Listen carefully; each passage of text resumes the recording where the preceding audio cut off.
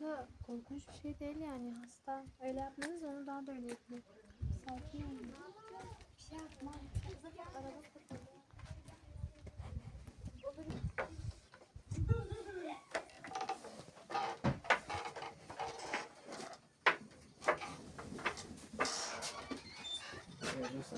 Şuraya da çekeyim bence. Yani şuranın durumu da bayağı kötü çünkü.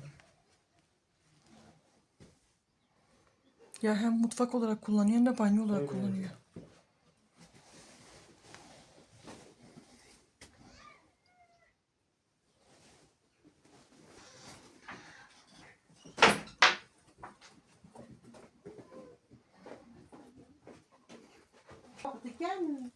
Haberli olsun.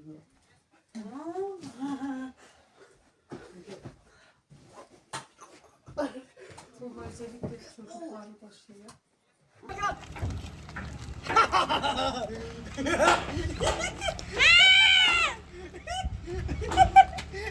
Çocukların engellidir. Hiçbir şey bilmiyorlar. Evet. Kimse yok ki onlara bakacak.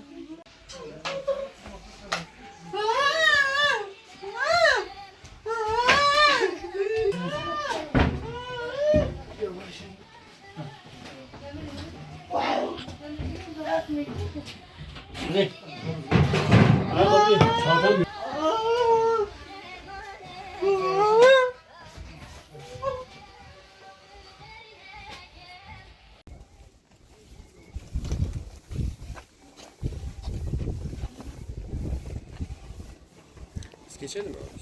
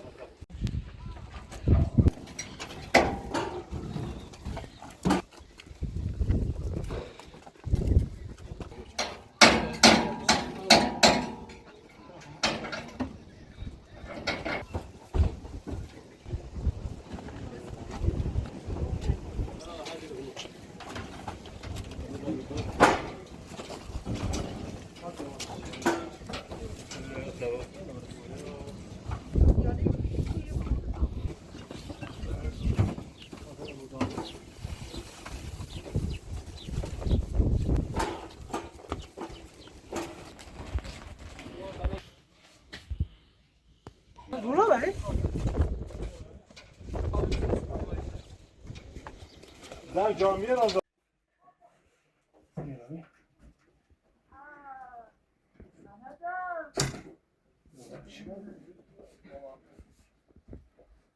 Abi.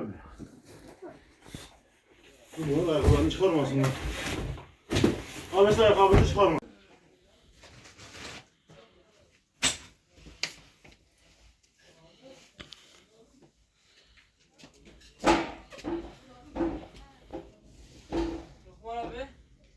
Bunlar da onundur. Van Umut Kervanı olarak gidip yerinde tespit ettik. Tespit sonucunda şuna kanaat getirdik dernek olarak. Aile yaşadığı ev ortamı yaşama uygun ve elverişli değil. Sağlık açısından sorunlu. Ev yıkılıyor, delme, çatma, sürekli damlamalar var. Ablamızın 6 çocuğu var. 3'ü zihinsel engelli. İkisi tam engelli %99. Biri de %80 zihinsel engellidir.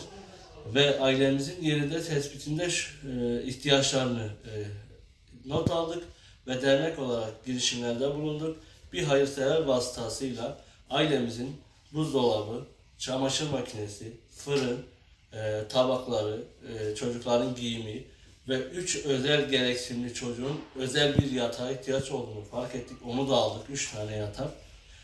Ve halılarını değiştirdik. Bir de 6 kapaklı MDF şeklinde dolap ihtiyaçlarını giderdik.